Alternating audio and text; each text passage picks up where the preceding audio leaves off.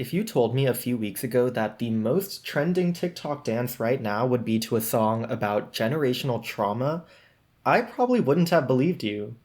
Hello, if you're new here, welcome to the channel, and if not, welcome back. This video marks the start of a new series I want to do here called Album Battles, where I take two albums that are often compared to each other or that I just find to be really interesting in relation to each other, and I analyze their sounds, themes, tracks, and eras to really break down the similarities and differences between the two albums and why it's so interesting to talk about them together. And to kick off the series, we are talking about BRAT versus C XOXO, which are, at least to me, two of the most interesting albums to come out this year, mainly in how these two albums are talked about in general by the public and how the eras as a whole are perceived. Both of these albums are very avant-garde and experimental, almost rebellious and daring in a way, meant to elicit kind of visceral new reactions from people. One became the album of the summer, and probably the reason most of you clicked on this video, while the other got kind of swept under the rug as an attempt to copy what's trending when that's really not the case at all. And here's the thing, I truly think most of y'all have lost the plot when it comes to both of these albums. As I've talked about before, for a lot of people, BRAT has kind of been reduced to an aesthetic, a single color or trending TikTok dance without people actually knowing or trying to understand the music itself. Meanwhile, Camila's album has been reduced to memes of Lana Del Rey singing I Love It, or digs at her for dyeing her hair blonde or failing to go hyperpop. And yes, we all love a good meme, I do too, but again, because of that, a lot of the commentary around this album, to me at least, has ended up being pretty shallow and non-genuine. So in this video, I want to clarify some of those misunderstandings about these albums and argue that they're actually quite similar, probably more so than you'd expect, but not in the way you'd think. Let me clarify that this video and this series in general is not about value judgments, i.e., I'm not trying to make a definitive claim on which album or era is better, or rank the songs, or anything like that. I did a bit more of that in my Sour vs. Guts video, which you can check out if you'd like. That was kind of my first attempt at this, but it was still geared around ranking and giving you just kind of my personal opinions. I want these videos and this series to be almost entirely analytical, really just breaking down the albums and the music as best as I can to give us all a better understanding of the true similarities and differences between the albums. The idea of the battle here is not really to pit these albums against each other, but rather to analyze them with the other in mind. I'll be going over the two albums simultaneously and almost intertwining them in a way, because yes, whether you are a BRAT stan and think C XOXO is the worst thing to happen to music this year, or vice versa, these albums are more similar than you think. They both share a very similar conceptualization at their core, which I find to be really fascinating and revealing about how we treat this kind of music. And honestly, doing this analysis has only made me grow to appreciate both of them even more. And that's really the goal of this video and this series, not to put any album or artist down, but rather to enhance our understanding of them all. So the way this is going to work is I'm going to start on a broader scale, discussing the overall concepts, sounds, and themes of each album, and where the similarities and differences are in that regard, and then we'll go track by track through both albums simultaneously and see how those concepts play out. Alright, are we ready? Let's get right into it, but before we do... Okay, that was a lot less crunchy than I was hoping, but I took a bite of an apple. Get it? Get it? Okay, let's start. I should start by saying this video was somewhat inspired by a recent video by Ashley, the reaction YouTuber, and she was one of the few people I saw talking about BRAT and C XOXO together in the same vein, but she also said something really interesting about the two albums. I find with Charli's album, hers is like this fun it girl who loves to party, but on the way down has these realizations about herself and about life. Whereas in Camila's album is someone who already has these realizations, who has these thoughts, who has these feelings, that is going out to get that escape. And I believe that that is really the best way to conceptualize both of these albums and understand why they're constructed the way they are. Both of them utilize similar thematic techniques in that they both have kind of two sides to them. One side we'll call the energetic core. This is kind of the central theme. It's uplifting, it's fun, it's clubby, and it's exemplified by the hyperpop influence in both albums, which a lot of people are comparing, we'll get more to that soon, and the upbeat tracks. Then there's also the sadder side of each album, which I'll call the emotional core.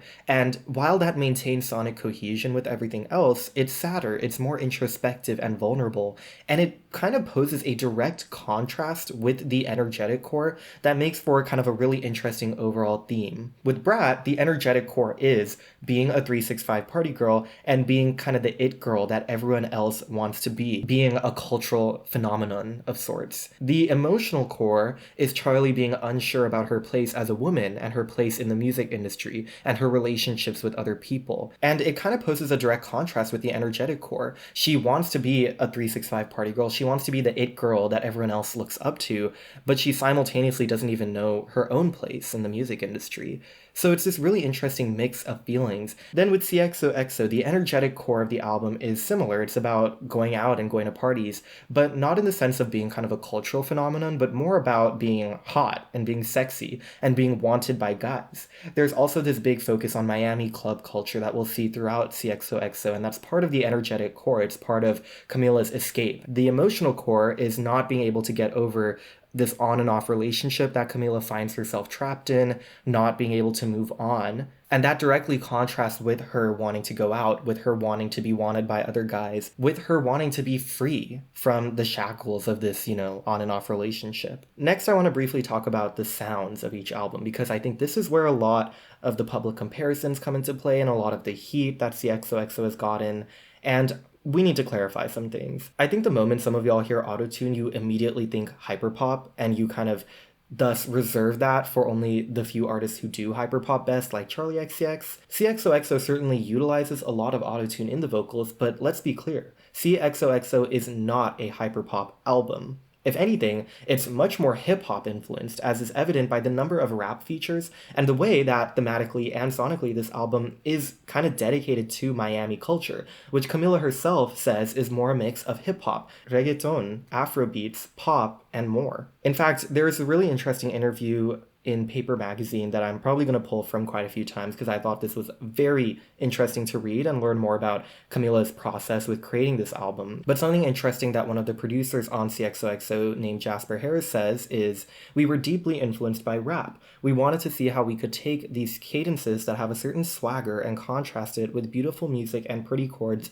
and lush guitar." I don't know, when I hear that sounds very different from Brat to me, and that's evident, again, through the influences throughout CXOXO that are not really present in Brat. Brat's sound, on the other hand, leans very heavily into rave culture, into the hyperpop sphere that she has been crafting and perfecting for so long, with producers like A.G. Cook and Finn Keen, who are more in the British hyperpop sphere that Charli is very influenced by. It's a very key distinction because outside of the usage of autotune, Brat could not be more different from CXOXO sonically. It utilizes a lot of sampling, pitch modulation, a lot of other really cool DJ things that I wish I knew and understood. The only song on CXOXO that I think is similar in that regard is probably I Love It, because of its more repetitive and loud nature. And I think that's what caused so many people to dismiss CXOXO as just a Brat copycat, especially after the video Charli did comparing I Love It to her own song, I Got It. And then people began to see CXOXO as kind of a failed attempt of Camila trying to dip into hyperpop and do what's trendy and copy other artists, when again, that's really not the case at all. When you look at the timeframes in which Brat and CXOXO were promoted, they're pretty much the exact same. Obviously, we're only digesting music in the time frame in which it's released, right? So we only have that perspective. But you have to remember, music is in development for a very long time before that. And all these moves that these artists are doing, these switches in sound, these rebrands, they are very, very intentional. I think ultimately both Brat and CXOXO were set up as rebellious, a realization of the artist to their fullest, most confident and daring potential, really eliciting visceral reactions. With Brat, I think the main prominent example of that is the album cover. Charli has talked extensively about how this album cover was intentionally meant to be kind of disgusting and gross and visceral and make people recoil a little bit. I think there's this kind of idea of like making something like quite disgusting and turning it into this thing that people are going to look at quite a lot and ask, why that green, why the pixelated font, why is it so crap. And it did cause controversy. A lot of people at first were very skeptical about the album cover, but of course over time it's become so iconic, it's become a whole trend because of that daringness. It worked so well for Charlie. With Camila, I think the boldness comes through the rebrand, through the existence of I Love It in the first place, which was so different for Camila Cabello. I mean, if you go to the comments under her first promoting this song, ooh, they're not good. They are not good. And I want to briefly touch on the controversy that ensued when Charlie posted a video of her singing I Got It, very similar to Camila's video. In a way, that kind of interrupted the ushering in of the CXOXO era, but it also brought in a lot more attention to the era because so many more people were paying attention to I Love It through this kind of quote-unquote beef that was started, which was not actually any beef because Camila literally responded saying she loves Charlie and thinks this is a huge compliment. So we're just starting beef ourselves. I always find this so funny. Fans and people online try to create beef and drama out of like literally nothing when the celebrities are just having fun. One thing that did bother me though is the fact that Camila Cabello is kind of a punching bag on the internet. She's been a punching bag literally since her Fifth Harmony days. For like more than a decade. People love to hate on Camila Cabello. We've been new. And I think this was just a new excuse for people to be like, what is she doing? She's gone off the rails. And then when you look at the CXOXO album cover, it's also really kind of weird, for lack of a better word. Like, it's just her, the angle at which it's shot, and she just has the lollipop in her mouth. And I'm gonna be fully honest, I don't like either of these album covers. To be fully honest with y'all, I don't. I particularly really do not like the CXOXO cover. I think most people agree on that. But like I said, I 100% understand the idea behind these covers, and especially with Brat. I totally understand why she did it this way. I'm not denying that at all. I'm not denying the genius behind it. And again, the way it ushered in these eras as rebellious, as daring, as avant-garde, right? That was kind of the point with both of these albums. And it's really fascinating to me how Charlie's became really successful for being so daring and for being so bold and visceral, whereas Camila's kind of saw the opposite. Because it was so daring and new and bold and experimental for Camila to do this and step outside her comfort zone, people didn't like it. People said, we miss the old Camila. We want the old Camila back. Why is she doing this? And I think part of that is because people just didn't really like I Love It and thought it was cringy and weird. I mean, I fell for it too, guys. I did not like I Love It at all when it was first trending. And guess what? Now, I love it. Bye. But it's true, like, the whole rebrand just seemed off-putting to people more than anything because it was such a drastic shift, you know? That kind of covers my overall broader comparisons and contrasts that I've noticed with these two albums, and now we're gonna go track by track to really see how these all play out in depth. And when I say track by track, I'm gonna try to touch on all the tracks in each album in kind of the rough order they're in, but it won't be exactly like one-to-one. I'm more so kind of grouping the tracks into the general themes I notice. So we're gonna start on the opening tracks of each album, 360 and I Love It. And I think both of these tracks are similar in just kind of establishing the energetic core of each album. 360 is all about style and cultural influence. The title is all about how everywhere around you look, all 360 degrees, everything is influenced by Charlie in some way. Charlie permeates culture and style, and she is the it girl that everyone else wants to be. That's kind of the whole theme of the song. Meanwhile, I Love It is similar in a way. It's about being influential, it's about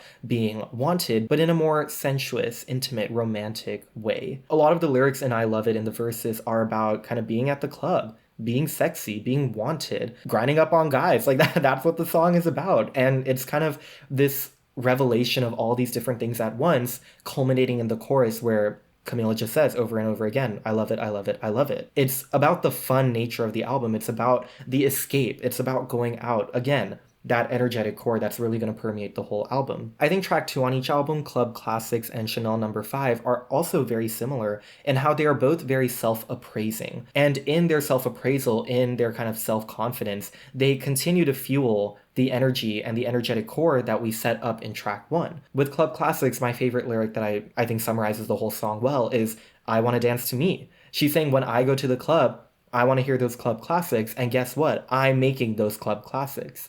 And she shouts out, again, AG and Sophie, and these other hyperpop influences that she's kind of associating herself with, right? Saying that she is a big influence. She is the real deal. Chanel number 5 is once again very similar, but in the CXOXO realm, which is more about sexuality, about intimacy and being wanted by guys. I know just how to play my cards right. If I want him, he's all mine. And Chanel number 5, the title, representing kind of Camila's addictive nature, her sexuality. So they kind of further the primary themes established. Then we start to dip more into the emotional core of each album. And I want to talk about a few tracks on each album that represent the idea of self-doubt. We just set up in the first couple tracks on each album self-confidence, right? Being that bitch, being the person everyone wants, whether it's culturally or sexually. Immediately after that, we are followed up with some self-doubt. Like, oh wait, maybe I'm not all that. I think that's super clear on BRAT with the next 2 tracks, Sympathy is a Knife and I Might Say Something Stupid. Sympathy is a Knife is literally about self-comparison. It's about not feeling like enough, which is so interesting because we just got songs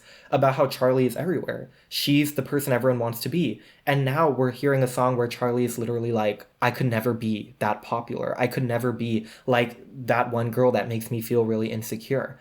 I could never be that, so why do I even try? Why do I feel like buying a gun? It's such an interesting dichotomy. I Might Say Something Stupid is a direct continuation of Sympathy is a Knife, in my opinion. It's more interlude-y, but it continues that whole idea that Charlie doesn't actually feel like she belongs in any space. She knows she's popular, but not popular enough. One of my favorite lyrics from the song is, I don't feel like nothing special. It's such a beautiful encapsulation of the sadness and emptiness she feels and the worries she feels. Sympathy is a Knife also really interestingly begins to set up the idea of girlhood that will be explored much further later in the album, and we'll talk more about it at that point. On CXOXO, we first have Pink XOXO, which is, I think, especially similar to I Might Say Something Stupid. I think both tracks give off a very similar vibe. They're both kind of interlude-y and short, and they're pretty to the point about the self-doubtful nature at this point in the album. Pink XOXO kicks off with Please Don't Be Mistaken, I Could Think About You All the Time, which pretty much in one sentence sets up the emotional core of this album. How even while being hot and going out, she's still focused on this one other guy that she just can't get over. And for the sake of discussing themes together, I'm going to loop in 20-somethings here as well, even though I know it comes slightly later in the album. 20-somethings is a really beautiful, heartfelt, more acoustic track. It's very reminiscent of like the old Camila in a way. And that sonic shift into something more mellow, more heartfelt, it's accompanied by a lyrical shift. Again, a very introspective song of Camila saying that she doesn't know what she's doing. Amidst all these feelings she has, amidst her loneliness, amidst going out to escape that, really she owns up to the fact that she doesn't know what she's doing. She's trying her best to work out these feelings, but she can't. And we'll really come back to that idea later in the album with B.O.A.T and June Gloom. So the next theme I want to talk about that we get into with the next few songs on each album is romanticization. So if you're going in order and following along with me, the next songs on each album to talk about are Talk Talk and He Knows, which are very, very similar thematically. They're both literally about being in the club and finding a hot guy that you want to get down and dirty with. That's what each song is about. Then I'm going to skip ahead a little bit. I want to talk about Everything is Romantic and Dade County Dreaming, because to me, these are the two most similar songs. When you pick out one song from each album, these two are the ones that jump out to me because they're both kind of about fictionalized romanticization in a way, and they give off a very similar vibe. In fact, interestingly enough, the primary producers on CXOXO, El Guincho and Jasper Harris, sorry if I mispronounced any names, they actually both worked on Everything is Romantic, and that's the only song on BRAT they helped out with. But I think the vibes are very similar in that regard. Everything is Romantic does feel a little more hip-hoppy, and it has that kind of jarring feeling to it that is present throughout CXOXO. One parallel I also love about both these tracks is kind of the way they ramp up and then fall back down. With Everything is Romantic, we start off very mellow, very synthy. Then we have the beat drop and it's fast, it's upbeat, it's energetic. And then again, it fades out as we have the repetition of fall in love again and again, fall in love again and again, representing the repetitive nature of falling in love. Similarly, in Dade County Dreaming, it starts off on kind of this synthy, ominous note. Then it picks up with the City Girls verse and Camila coming in, and we just get a lot of interesting energies mixing. And then again, it builds and builds until it falls back down once the piano comes in at the end, and it kind of all mellows down.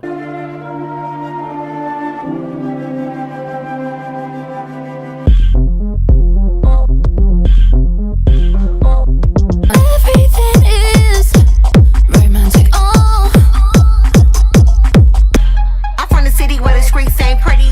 Up a locker where the goons get it poppin'. Fall in love again and again, fall in love again and again, fall in love again and again. Real Miami girls get it poppin', Sea City girls been hoppin'. I don't know if this is making any sense, but I just think the vibes of these songs are so similar. And again, they're both about fictionalized romance. Everything is Romantic is this idea of romanticizing everything around you. And Dade County Dreaming is about romanticizing the place of Dade County. Head out the sunroof, girls are screaming. Orange skies, I'm never leaving. It's about romanticizing this place, finding it to be the perfect escape, right? Another comparison that I think is interesting kind of at the midpoint of each album is Von Dutch and Hot Uptown. These tracks are not really that similar, but I don't know, they didn't really fit in anywhere else. And they kind of distinctly feel like the most high energy moment of each album. There's a few other tracks that didn't really fit into any larger themes I noticed. On CXOXO specifically, we had Koshia XOXO and Ugly, which frankly are the two interludes on this album that I just did not think were necessary or really fit in and kind of drag down the whole experience. For the sake of this analysis, I'm not really gonna say much more about them. They exist, congratulations. On BRAT, a couple tracks I won't really dig too far into as well are Rewind and So I. And I don't think these are like useless tracks. They are definitely good songs, they add a lot. I just think they're kind of introspective in a way that we've already touched on. Rewind is very much a continuation of Sympathy is a Knife to me. It's again about Charlie's feelings that she's not enough. And then So I, to me, doesn't really feel related to the album at large. It's very much just a personal, heartfelt, introspective track. It kind of speaks for itself. The next topic I want to go into is girlhood. Girlhood is a big focus, I think, for the second half of each of these albums, especially in BRAT. And I think the first connection that jumped out to me is Girls So Confusing on BRAT and Dream Girls on CXOXO. I mean, they both have girl in the title, and they're kind of similar but opposite at the same time. And you'll see what I mean, but I want to start with BRAT. First of all, obviously, Girl So Confusing. I mean, I think this is pretty self-explanatory. It's so confusing sometimes to be a girl. Pretty straightforward. And even the remix still hammers in that idea. Like, yes, they worked it out. It's wonderful. It's awesome. But the core message is still, it's so confusing sometimes to be a girl. Because even within the process of working it out, there is still that confusion. It's like, why did this even happen in the first place? What if we grow apart again? I think there was an interview that Charlie did where she was like, at clubs, sometimes she just likes to sneak into the men's bathroom instead of the women's. I actually avoid the girls' bathroom in clubs. I always just like sneak into the men's because there's no line and there's no like drama. And I thought that was really interesting because I don't think BRAT is a female empowerment album. That maybe that's just my opinion. Maybe it's wrong. But I think with Girls So Confusing, with the remix especially, you can kind of view it as female empowerment in a way because, you know, they rekindled that friendship and they worked it out. But for the large part, this album's conclusion about girlhood is not, you know, girlhood is wonderful and empowering. It's more that it's confusing and weird and sometimes kind of harsh. Another obvious song on this topic is Mean Girls. It's interesting because that's kind of what being a brat is. Like, this song kind of feels like it's glorifying being a mean girl because those are the popular girls, the hot ones, the cool ones. Like the lyric about listening to Lana Del Rey, Charlie didn't mean that in a negative way. She literally has said, like, she thinks that hot girls listen to Lana Del Rey. So it strongly ties back to what it means to be a woman. And then another couple songs I think are interesting in this regard on BRAT are Apple and I Think About It All the Time. Because those are more about generational trauma, they're more about family, they're more about Charlie's personal feelings about starting a family and, you know, what that would entail. And it directly poses a contrast with the idea of being an it girl and being a brat. Because how can she keep going out and living that life if she one day wants to have a family and she wants to raise kids and she doesn't want to repeat the same mistakes as past generations? And I think that is very in line with the idea of being a girl and being a woman. And I think this set of songs, honestly, and like the fact that we have this really unique pivot is what sets BRAT apart as an album, and I think part of what has made it such a successful album and era. Because these themes are so interesting in the context of everything else we've gotten. They're very unique, they're very introspective, and I think they're very relatable for a lot of people. Meanwhile, on CXOXO, we do have this kind of detour towards girlhood on Dream Girls and 305 Till I Die. I think those are the two songs that really emphasize that idea. And it's more the stereotypical side of girlhood that I think Camila goes into, this idea of being with your girls, going out with your girls. You know who it is making the world go round. This one's for the girls. If you didn't know, you know now. This is female empowerment, right? This is celebrating girlhood. I really like the kind of Latin pop influence in Dream Girls. It feels like a bit of a contrast. It feels less abrasive. I feel like, again, a lot of the songs on this album are meant to kind of shock you, are meant to be like, whoa, what's going on here? Dream Girls, on the other hand, feels very in tune with Camila. It makes total sense. Then we have 305 Till I Die, which to me is a transitional track from Dreamgirls into B.O.A.T. Again, kind of a celebration of girlhood. I think it's very much, again, about the closeness Camila feels with her girls, and especially in Miami, right? This song, this interlude in particular, is very focused on being in Miami, being back in her home. 305 being the area code of Miami-Dade County. So you can kind of see these two albums have somewhat contrasting perspectives on womanhood in a way.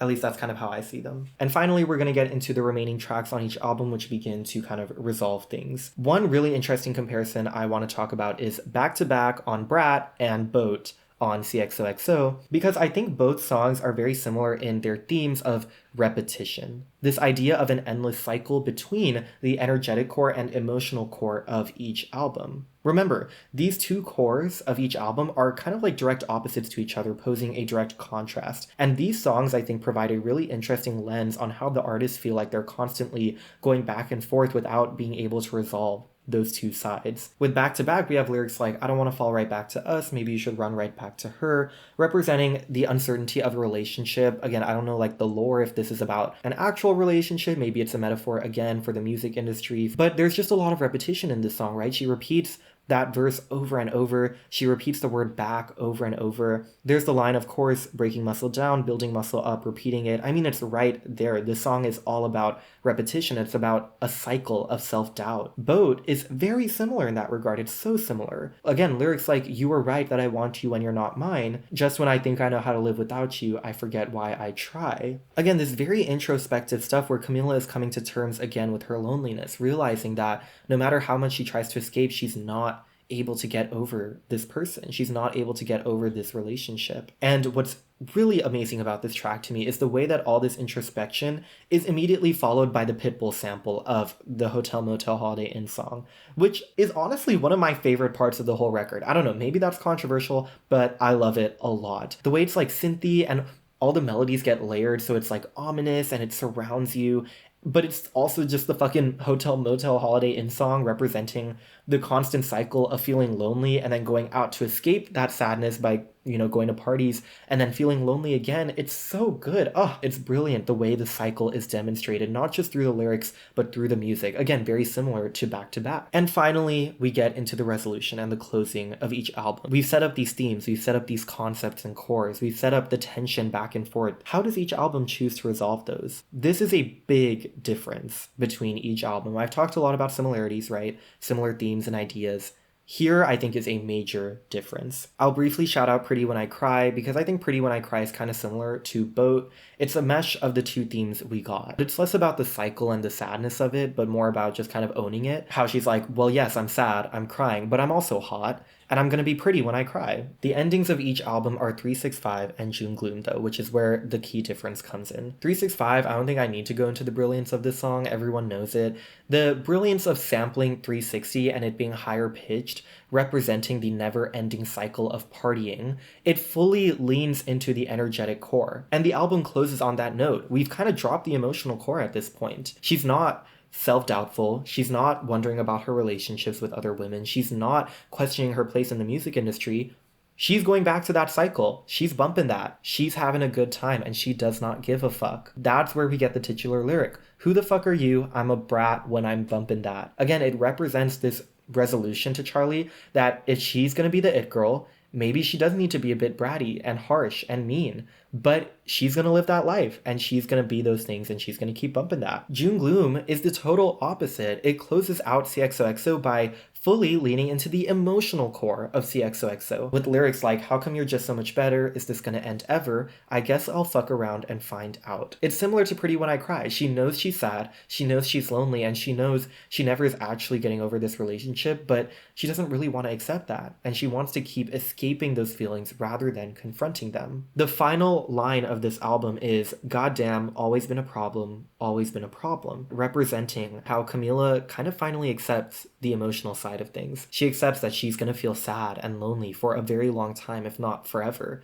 And she's going to keep letting this be a problem because she'd rather escape her feelings. So that's kind of the main albums, right? Going track by track. An interesting question then to ask is how have these artists tried to extend the eras, right? How have they expanded on this album at hand? With BRAT, we did get a deluxe edition. Obviously, we have 3 more songs, which are, I think, pretty straightforward. They're kind of all very different in a way, and they tie into the themes of BRAT in their own ways. I think the way Charlie has extended the era is more so through the remixes more than anything. They've really been what's kept this era going and what's gotten people talking about this album. And really it's just continuing the vibes. It's just keeping the era going for as long as possible. With CXOXO, what's really interesting about the Magic City edition, which is the deluxe edition of the album and an extension of the era, is that it actually kind of reframes the entire era, which is really interesting to me. I don't think I've really seen other artists do that, where their deluxe editions reframe the era. The key thing in the Magic City edition, especially with Godspeed, the closing track, is her washing away the blonde hair for the black hair and kind of returning back to what she was before this era. And the VMA's performance represents that further, with her closing the laptop on June Gloom and throwing it to the ground, destroying it. It kind of makes it seem like this album and this era and this rebrand was all just a dream. A moment where she needed to just reflect and dump and embody this whole other persona, which she even herself says. That's what the blonde hair and all this stuff she was doing. It was kind of a whole other persona she created. And then now she snapped back to reality, which is really interesting when you think about it that way. I saw comments again with the black hair with Godspeed where people were like, this is the real Camila we've been waiting for. She's back. But it's like, isn't this the point of art? Creating characters and new worlds and trying to communicate the lived experience of those worlds, almost like they're kind of outside of reality. I don't know. I personally think it's really poetic and beautiful what she did there. Like using not just the music to communicate this idea of it all being a dream and it being this kind of moment of emotional catharsis, but also using her own persona and her physical appearance, like her hair,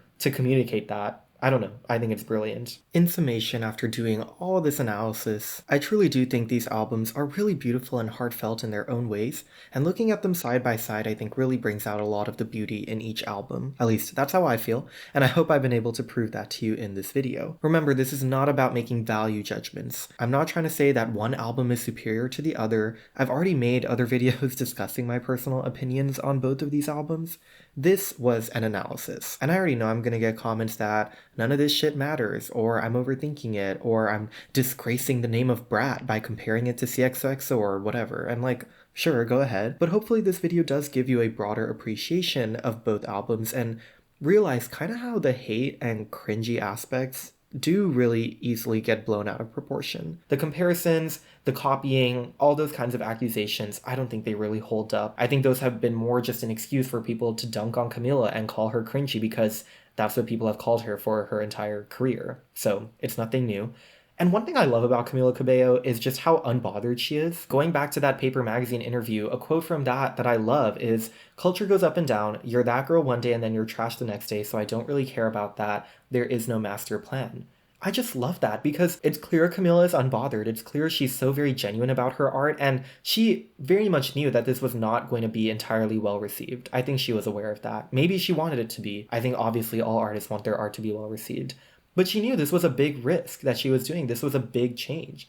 But she wanted to do that. She was confident. And I think that's beautiful. And that's not a commentary on Charlie at all. When I hear Charlie talk about her music, I get the exact same vibe. It's very genuine. It's very humble. Charlie, I think, is one of the most humble artists out there as well. Being very genuine and knowing she might upset people, but she's okay with that because that's a natural part of art. And again, that's a big point I'm trying to make. That's what both of these albums are doing in a way. They are provocative and daring. And it's interesting, again, how BRAT saw so much success with that, and CXOXO saw a lot of pushback with that. It's interesting to analyze, and I'd love to hear your guys' thoughts on that. But yeah, I think I'm gonna wrap it up here. My voice is getting tired if you can't tell. It's midnight. Midnights become my afternoons. Exactly. I hope you guys liked this. Again, I love these albums a lot, but I also just love analyzing music. It's one of my favorite things to do. I love writing out these long ass scripts and then just talking to you guys about them and hearing your thoughts on them. Let me know any other album battles in particular that you might be interested to see. But yeah, that's all for this one. Thank you for 2K subscribers. That's very, very cool. And if you're not subscribed, and if you like this kind of content, then you should subscribe because that's what I do here. Have a great rest of your day or night whenever you're watching this. Love y'all. Bye.